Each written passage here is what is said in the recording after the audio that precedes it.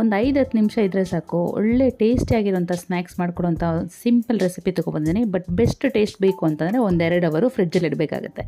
So welcome back to Vani home cooking channel. ನಾನು ನಿಮ್ಮ ವನಿತಾ. ಬನ್ನಿ ಹಾಗಾದರೆ ಮಾಡೋ ಪ್ರೋಸೆಸ್ ನೋಡೋಣ. ನಾನು ಮಾಡ್ತಾ ಇರೋಂಥ ರೆಸಿಪಿ ಬಂದು ದಹಿ ವಡೆ. ತುಂಬಾ ಸಿಂಪಲ್ಲು ಬಟ್ ಬೆಸ್ಟ್ ಟೇಸ್ಟ್ಗೆ ನಾನು ಆಗಲೇ ಹೇಳಿದಾಗೆ 1-2 ಅವರು ಫ್ರಿಡ್ಜಲ್ಲಿ ಇಡಬೇಕಾಗುತ್ತೆ. ನಾನು ನಾರ್ಮಲಾಗಿ ಈ ರೀತಿಯಾಗಿ ಒಂದಷ್ಟು ವಡೆ ಮಾಡ್ಕೊಂಡಿದ್ದೀನಿ, ಮೆದು ವಡೆ.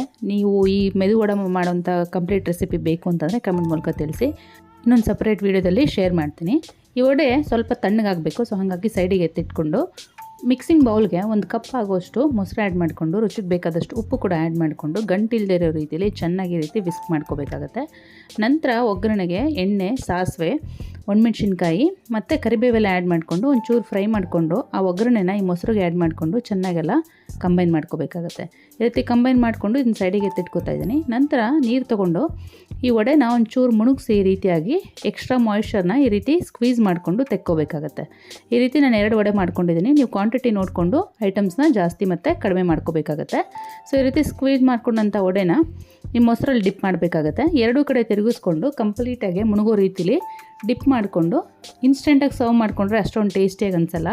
ಸೊ 1-2 ಅವರ್ ಇದನ್ನು ಸೈಡಿಗೆ ಎತ್ತಿಟ್ಕೋಬೇಕಾಗತ್ತೆ ಫ್ರಿಡ್ಜಲ್ಲಿ.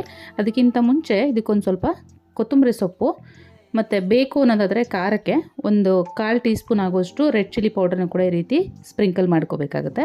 ಒಂದು ಸ್ವಲ್ಪ ಕ್ರಂಚಿನೆಸ್ಗೋಸ್ಕರ ದಾಳಿಂಬೆ ಬೀಜನ ಆ್ಯಡ್ ಮಾಡಿಕೊಂಡ್ರೆ ನೋಡಿ ತುಂಬಾ ಸಿಂಪಲ್ ಆ್ಯಂಡ್ ಟೇಸ್ಟಿಯಾಗಿರುವಂಥ ದಹಿ ವಡೆ ರೆಡಿ ಆಯಿತು. ಇನ್ನೇನು ಸರ್ವ್ ಮಾಡ್ಕೋತೀರ ಅನ್ನೋದಕ್ಕಿಂತ ಒಂದು 10 ನಿಮಿಷ ಮುಂಚೆನೇ ಫ್ರಿಡ್ಜಿಂದ ಸೈಡಿಗೆ ಎತ್ತಿಟ್ಕೊಂಡು ನಂತರ ಸರ್ವ್ ಮಾಡಿಕೊಂಡ್ರೆ ಒಳ್ಳೆ ಟೇಸ್ಟ್ ಇರುತ್ತೆ. ಸೊ ಈ ರೆಸಿಪಿ ನಿಮ್ಗೆ ಯೂಸ್ಫುಲ್ ಆಗಿದೆ ಅಂತ ಅನ್ಕೋತೀನಿ. ಖಂಡಿತವಾಗ್ಲೂ ಟ್ರೈ ಮಾಡಿ ತಿಳಿಸಿ ಕಮೆಂಟ್ ಮೂಲಕ. Thank you.